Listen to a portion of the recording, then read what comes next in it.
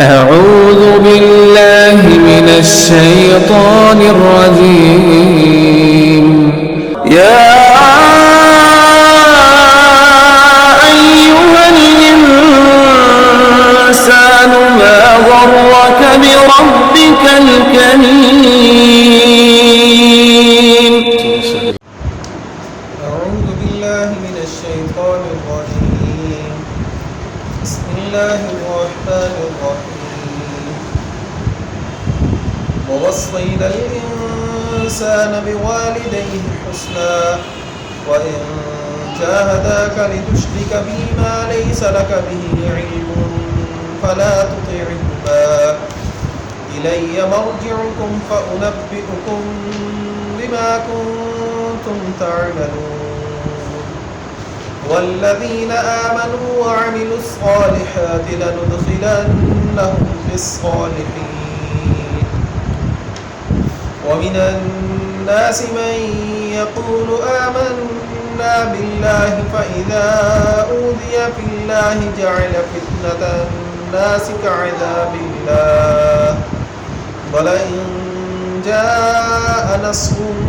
من ربك ليقولن إنا كنا معكم أوليس الله بأعلم بما في صدور العالمين وليعلمن الله الذين آمنوا وليعلمن المنافقين اللهم انفعنا بما علمتنا وعلمنا ما ينفعنا وزدنا علما اللهم أرنا الحق حقا وارزقنا اتباعه وأرنا الباطل باطلا وارزقنا اجتنابه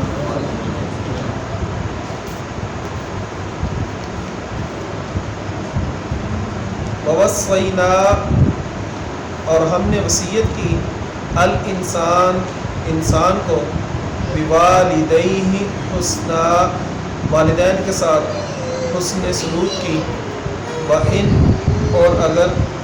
جاہداکا وہ دونوں تجھ پر زور ڈالیں لتشرک بی کہ تم میرے ساتھ شریک بنائے ما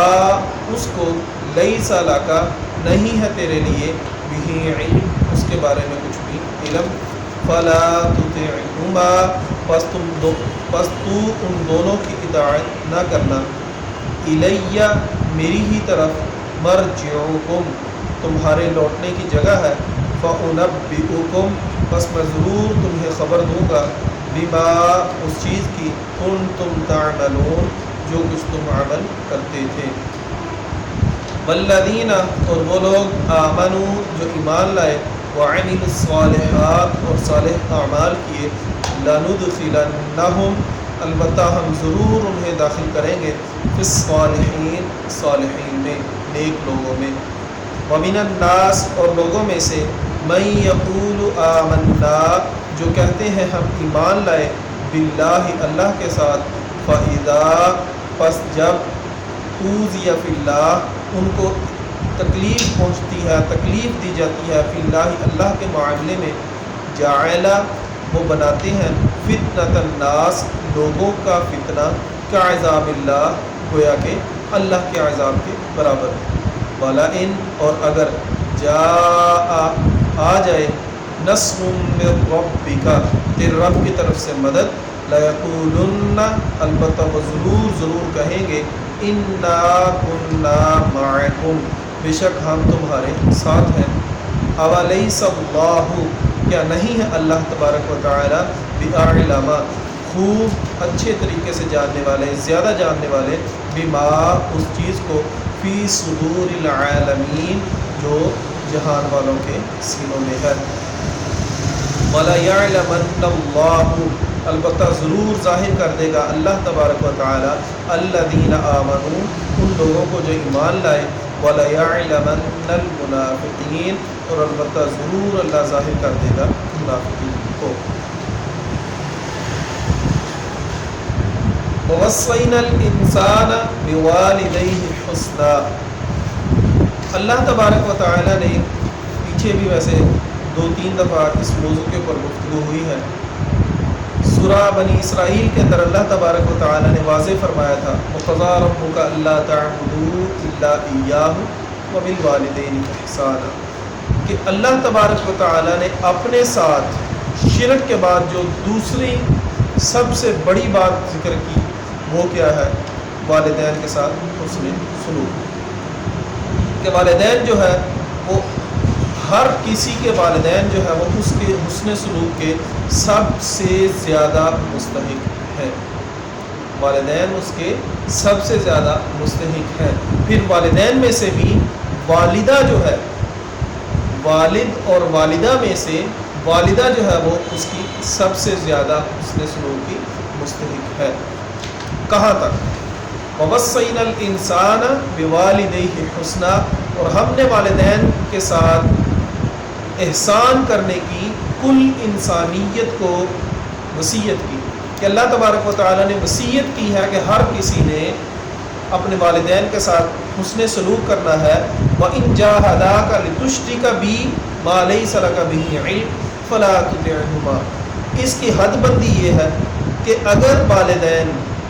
اللہ تبارک و تعالیٰ کے ساتھ شرک کرنے کا حکم دیں تو یہاں جا کے ان کی خلاف ورزی جو ہوگی، یہاں جا کے ان کی اطاعت جو ہے وہ کسی بھی انسان کے اوپر لازم نہیں ہوگی۔ یہ آیت مبارکہ جو ہے یہ سعد بن ابی وقاص رضی اللہ عنہ کے بارے میں نازل ہوئی۔ سعد بن ابی وقاص رضی اللہ عنہ کہتے ہیں کہ میں اس وقت ایمان لایا کہ جب چند لوگ، بالکل چند لوگ گنتی کے مسلمان ہوئے تھے، بلکہ ایک حدیث میں تو یہاں تک بھی ہے کہ نبی علیہ السلام کے گھرانے کے علاوہ جو ہے وہ 4 یا 5 لوگ مسلمان ہوئے تھے، یعنی بالکل ابتدائی مسلمانوں میں سے ہے یہ۔ تو سعد بن ابی وقاص رضی اللہ عنہ جو ہے وہ جب مسلمان ہوئے تو ان کی والدہ نے قسم اٹھائی کہ میں بھوک ہڑتال کر دی کہ میں کچھ نہیں کھاؤں گی حتیٰ کہ تم واپس اسی دین کی طرف نہیں آ جاتے۔ تو سعد بن ابی وقاص رضی اللہ عنہ کہتے ہیں کہ میں چپ رہا، میں نے صبر کیا، 3 دن تک یہی عالم رہا۔ تو تیسرے دن جو ہے وہ پھر والدہ کے اوپر جو ہے وہ وشی کے دورے پڑنے شروع ہو گئے، بیہوش ہو گئی۔ تو ان کے جو بھائی تھے عمارہ، انہوں نے کیا کیا کہ اپنی والدہ کے منہ کے اندر پانی ڈال دیا کہ وہ بیہوش ہو گئی تھی، منہ کے اندر پانی ڈالا تو ان کو ہوش آ گئی۔ جب وہ ہوش میں آئی تو انہوں نے جو ہے وہ سعد بن ابی وقاص رضی اللہ عنہ کو بد دعائیں دینا شروع کر دی، جس کے اوپر اللہ تبارک و تعالیٰ نے یہ آیت مبارکہ نازل کی۔ یہ دیکھیں کہ اللہ تبارک و تعالیٰ کے دین کے اوپر وہ ایمان لاتی تھی یا نہیں، لیکن وہ یہ ساتھ کہتی رہتی تھی کہ تمہیں والدین کے ساتھ حسن سلوک کا حکم دیا گیا نا تو تم میری بات مانو۔ یہ وہ کہتی ضرور تھی کہ تمہیں والدین کے ساتھ حسن سلوک کا حکم ہے اور میں تمہاری والدہ ہوں، تو میری بات مانو اور شرک کی طرف واپس آ جاؤ، لیکن انہوں نے بات نہیں مانی۔ جب وہ دوبارہ ان کو ہوش آیا، انہوں نے بد دعائیں دی، تو اس وقت یہ آیت مبارکہ نازل ہوئی کہ والدین اگر کسی بھی انسان کو شرک کی طرف بلائیں تو اس وقت ان کی حکم عدولی ہوگی، اس وقت ان کی اتباع جو ہے وہ کسی بھی انسان کے اوپر لازم نہیں ہے۔ ویسے بھی نبی علیہ السلام نے فرمایا کہ لا طاعت لمخلوق فی معصیت اللہ عز وجل، کہ اللہ تبارک و تعالیٰ کی نافرمانی کے اندر کسی بھی مخلوق کی اطاعت نہیں ہو سکتی، کیونکہ اس وقت یہ دیکھا جائے گا کہ زیادہ اطاعت کے لائق کون ہے؟ اللہ تبارک و تعالیٰ۔ اللہ کے مقابلے کے اندر مخلوق کی نافرمانی کوئی معنی نہیں رکھتی۔ اگر اللہ تبارک و تعالیٰ کے خلاف چلنے کے لیے کوئی کہے تو اس کے بالکل بات کو چھوڑ دیا جائے گا، لیکن اللہ تبارک و تعالیٰ کی بات کو سب سے مقدم اور اعلیٰ رکھا جائے گا۔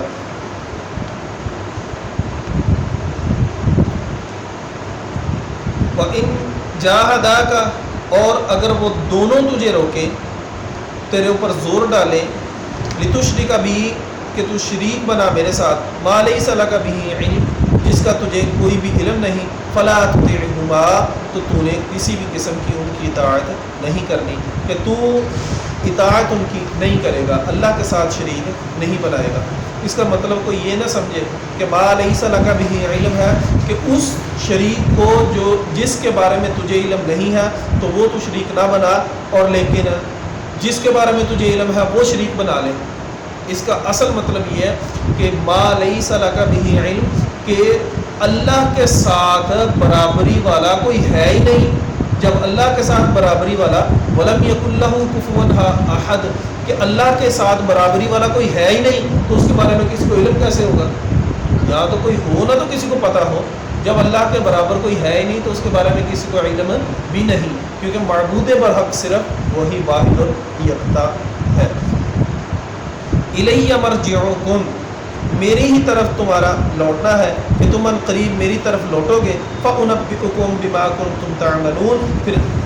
ضرور میں تمہیں خبر دوں گا، تمہیں بتاؤں گا، مَا كُنتُمْ تَعْمَلُونَ، جو کچھ بھی تم عمل کرتے تھے۔ کہ دنیا کے اندر رہتے ہوئے تم نے اپنے والدین کی نافرمانیاں جیسے جیسے کی ہیں،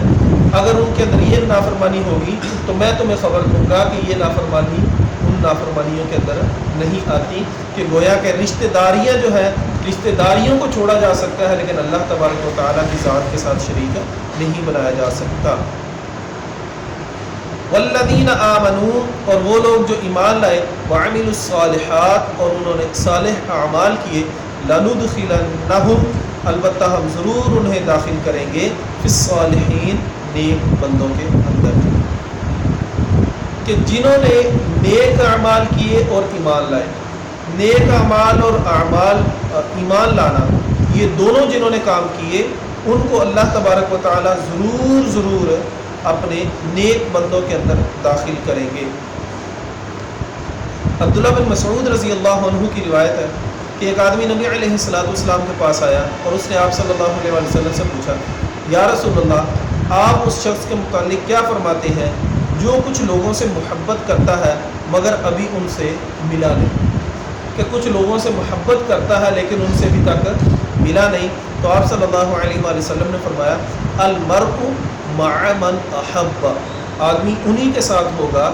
جن کے ساتھ وہ محبت کرتا ہے۔ بالکل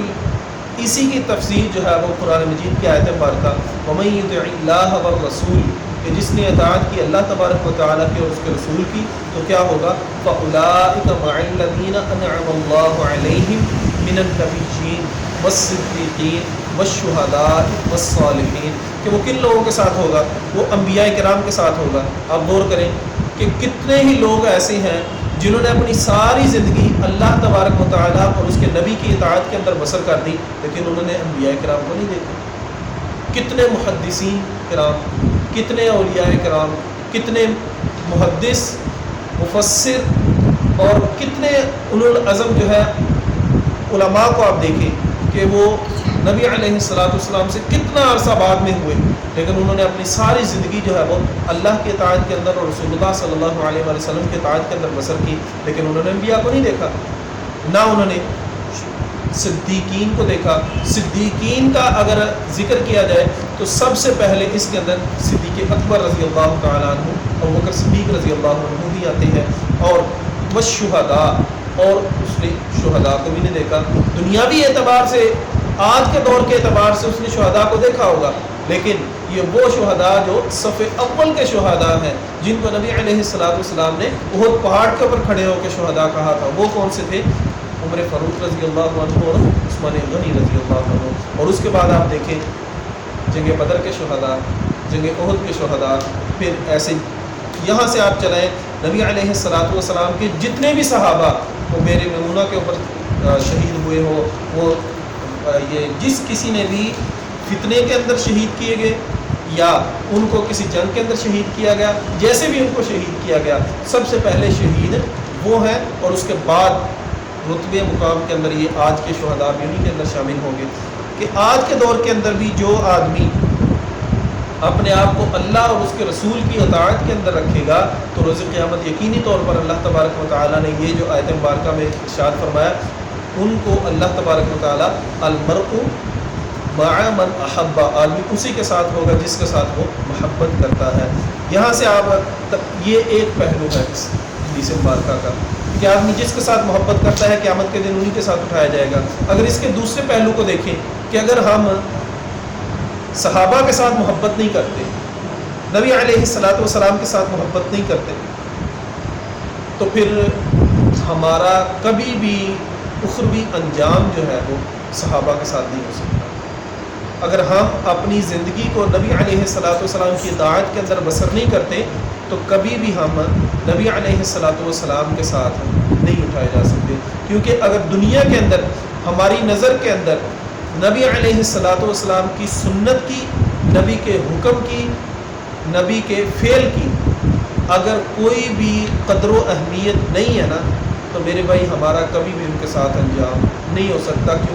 کیونکہ ہم نے نبی علیہ السلام کے فرامین کو اپنے دل کے اندر جگہ نہیں دی، ہمارے قول اور فعل کے اندر بالکل تضاد ہے۔ اور بالکل یہاں تک نہیں بلکہ سیدنا سلیمان علیہ السلام اولو العزم پیغمبر ہیں، اللہ تبارک و تعالیٰ نے کتنی بڑی ان کو بادشاہت دی، وہ بھی یہی دعا کرتے تھے وَأَدْخِلْنِي بِرَحْمَتِكَ فِي عِبَادِكَ الصَّالِحِينَ کہ اے اللہ مجھے داخل کرنا اپنے صالحین بندوں میں سے۔ اور یوسف علیہ السلام نے بھی یہی دعا کی تھی توفنی مسلمہ وَأَلْحِقْنِی بِالصَّالِحِينَ کہ آدمی جس کے ساتھ محبت کرے گا وہ روز قیامت انہی کے اندر اس کا انجام جو ہے وہ حشر انہی لوگوں کے ساتھ ہوگا۔ یہاں یہ ہے کہ والذین آمنوا وعملوا الصالحات کہ جو والدین کی نافرمانی اس ضمن کے اندر کرے کہ اس کو شرک کی طرف بلائیں، وہ نہیں مانتا، وہ والدین کی نافرمانی کرتا ہے، تو اس کو اس وجہ سے کبھی بھی اللہ تبارک و تعالیٰ پکڑ میں نہیں لائیں گے، بلکہ وہ ضرور صالحین کے اندر داخل کیا جائے گا۔ وَمِنَ النَّاسِ اور لوگوں میں سے مَن يَقُولُ آمَنَّا بِاللَّهِ جو کہتے ہیں کہ ہم اللہ تبارک و تعالیٰ کے اوپر ایمان لائے، فَإِذَا أُوذِيَ فِي اللَّهِ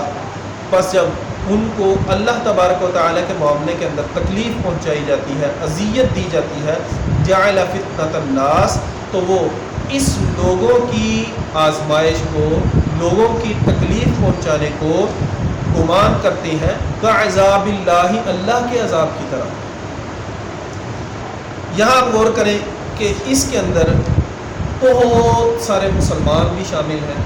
سب سے پہلے تو یہ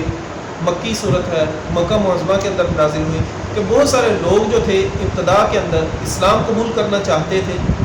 دل ان کا جو تھا وہ اسلام کی طرف مائل ہوتا تھا۔ نبی علیہ السلام کی زبان اقدس سے جب وہ قرآن مجید کی تلاوت کو سنتے تو یقینی طور پر ان کا دل مانتا کہ واقعتاً یہ کلام جو ہے یہ کلام اللہ ہے، کسی بھی بشر کا یہ کلام نہیں ہے۔ بارہا مرتبہ انہوں نے اس کا اظہار بھی کیا، لیکن وہ جو سردار قسم کے لوگ تھے ان کی سرداری آڑے تھی، وہ نہیں مانتے تھے، اور جو کمزور لوگ تھے ان کو کیا تھا کہ وہ سمجھتے تھے کہ یہ جو لوگوں کی طرف سے اذیت دی جاتی ہے نا ہمیں، یہ گویا کہ اللہ تبارک و تعالیٰ کا ایک طرف سے عذاب ہے۔ اسی کا اللہ تبارک و تعالیٰ نے سورہ حج کے اندر ذکر کیا تھا وَمِنَ النَّاسِ مَن يَعْبُدُ اللَّهَ عَلَى حَرْفٍ کہ بہت سارے لوگ ہیں جو اللہ تبارک و تعالیٰ کی عبادت جو ہے نا وہ صرف ایک حرف کے اوپر کرتے ہیں، ایک کلمے کے اوپر، کیا ان اصابہ خیر اطمأن بہ کہ اگر ان کو اللہ تبارک و تعالیٰ کی طرف سے خیر پہنچتی ہے تو وہ اس سے مطمئن ہوتے ہیں کہ ٹھیک ہے معاملہ اچھا جا رہا ہے۔ وَإِنْ أَصَابَهُ فِتْنَةٌ انقلب علی وجہہ اور اگر انہیں کوئی بھی آزمائش پہنچتی ہے تو وہ اپنے منہ کے بال جو ہے وہ الٹے پھر جاتے ہیں، فوراً سے پھر جاتے ہیں اسلام سے۔ یہاں بھی اللہ نے وہی کہا کہ فَإِذَا أُوذِيَ فِي اللَّهِ جب ان کو اللہ تبارک و تعالیٰ کے معاملے کے اندر کسی بھی قسم کی تکلیف پہنچتی ہے، اذیت دی جاتی ہے، جعل فتنة الناس كعذاب اللہ تو لوگوں کی طرف سے جو آزمائش اس کو پہنچتی ہے وہ سمجھتے ہیں گویا کہ یہ اللہ تبارک و تعالیٰ کا عذاب ہے۔ وَلَئِنْ جَاءَ نَصْرٌ مِّن رَّبِّكَ اور اگر ان کو اللہ تبارک و تعالیٰ کی طرف سے کوئی مدد پہنچتی ہے لَيَقُولُنَّ إِنَّا كُنَّا مَعَكُمْ تو وہ ضرور کہتے ہیں کہ ہم تو بالکل تمہارے ساتھ تھے، ان قریب وہ یہی کہیں گے ہم تمہارے ساتھ تھے۔ آپ غور کریں کہ جب نبی علیہ السلام کو اذیت دینا زیادہ ہو گیا تھا تو نبی علیہ السلام بالکل پختہ تھے، اپنی بات پر پکے تھے، تو بہت سارے سرداروں نے یہ کہنا شروع کر دیا تھا کہ آپ کیوں ایسے اپنے لوگوں کو اذیت کے اندر مبتلا کرتے ہو، آپ ایسا کرو ان کا راستہ چھوڑ دو، آپ ان کا راستہ چھوڑ دو۔ اگر تو عرب نے انہیں دبا لیا، ان کا کلا کما کر دیا تو جو آپ چاہتے ہو وہ ہو گیا، جو آپ چاہتے ہو وہ ہو گیا، ہاں لیکن اگر یہ عرب کے اوپر غالب آ گیا، اگر یہ عرب کے اوپر غالب آ گیا تو یہ اپنے قبیلے کا ہے نا، تمہیں میں سے ہی ہے نا، تو کوئی بات نہیں، اگر یہ عرب کے اوپر غالب آ گیا تو تم بھی عرب کے اوپر غالب آ جاؤ گے۔ دوسرا یہ بات ہے ان کا ذکر کہ اگر اس کو عربوں نے مار دیا، نعوذ باللہ قتل کر دیا، تو جو تم چاہتے ہو تمہارا کام ان کے ہاتھوں ہو گیا، تمہیں کوئی ضرورت نہ ہوئی اپنے ہاتھوں سے اپنے خاندان کے لوگوں کو مارنے کی۔ لیکن اگر عرب لوگ اس کے زیر نگیں آ گئے کہ سارے لوگوں نے اس کے دین کو مان لیا، تو تم بھی پھر اسی کے پیچھے چل جانا، گویا کہ سرداری تو پھر تمہارے خاندان کے اندر رہی نا۔ وَلَئِن جَاءَ نَصْرٌ مِّن رَّبِّكَ، اور اگر اللہ تبارک و تعالیٰ کی طرف سے کوئی مدد آ جائے، کوئی غلبہ آ جائے، لَيَقُولُنَّ، البتہ وہ ضرور کہیں گے، اِنَّا كُنَّا مَعَكُمْ، بے شک ہم تو تمہارے ساتھ ہیں، ہم تو انہی لوگوں میں سے ہیں جو تمہارا ساتھ دیتے رہے۔ أَوَلَيْسَ اللَّهُ، کیا نہیں ہے اللہ تبارک و تعالیٰ، بِأَعْلَمَ، خوب جاننے والے، خوب جانتے، بِمَا فِي صُدُورِ الْعَالَمِينَ، ان لوگوں کو جو ان کے سینوں کے اندر چیزیں چھپائے پھرتے ہیں، ان کو اللہ تبارک و تعالیٰ بہت بہتر طریقے سے جانتے ہیں۔ اس آیت مبارکہ کو اگر دیکھا جائے تو اللہ تبارک و تعالیٰ نے نا کفار کی دو قسمیں بیان کی۔ پہلا وہ من کفر باللہ من بعد ایمانہ الا من اکرہ وقلبہ مطمئن بالایمان، یہاں سے یہ نہ سمجھے کوئی کہ یہ جو ہے فَإِذَا أُوذِيَ فِي اللَّهِ جَعَلَ فِتْنَةَ النَّاسِ كَعَذَابِ اللَّهِ سے مراد وہ مسلمان ابتدائی دور کے اندر جو مسلمان ہوئے تھے، تو سگائے بلال حبشی رضی اللہ عنہ تھے، انہوں نے کبھی بھی کلمہ کفر نہیں کہا تھا۔ بقیہ جو کمزور مسلمان تھے وہ بعض دفعہ کلمہ کفر کہہ جاتے تھے۔ خباب بن ارت رضی اللہ عنہ کی جو روایت ہے اس کے اندر موجود ہے کہ وہ کہتے تھے کہ کبھی بھی بلال حبشی رضی اللہ عنہ نے کلمہ کفر نہیں کہا، جس کی وجہ سے سب سے زیادہ تکلیف اور اذیت جو ہے وہ بلال حبشی رضی اللہ عنہ کو ملتی تھی۔ تو ان کے علاوہ جو لوگ تھے وہ اگر کلمہ کفر کہہ دیتے تھے تو ان کا کلمہ کفر جو ہے وہ اللہ تبارک و تعالیٰ نے واضح طور پر کہا کہ من اکرہ وقلبہ مطمئن بالایمان، جس نے ناپسند جانتے ہوئے کلمہ کفر کہا لیکن اس کا دل جو ہے وہ بالکل ایمان کے ساتھ مطمئن ہے۔ ولیکن من شرح بالکفر صدرا، لیکن وہ لوگ جن کا سینہ اللہ تبارک و تعالیٰ نے کفر کے لیے کھول دیا، فعلیہم غضب من اللہ، ان کے اوپر اللہ تبارک و تعالیٰ کا غضب ہوگا، کہ یہ وہ اہل ایمان تھے جنہوں نے ناپسند جانتے ہوئے کلمہ کفر کہا تھا اپنی جان کو بچانے کے لیے، نہ کہ انہوں نے ان بتوں کی تعظیم کے اندر۔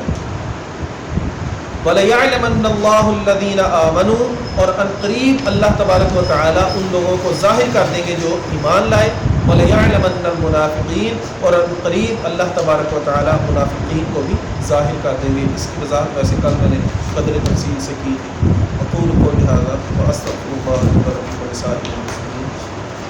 سبحانک اللہم وبحمدک، اشہد ان لا الہ الا انت، استغفرک۔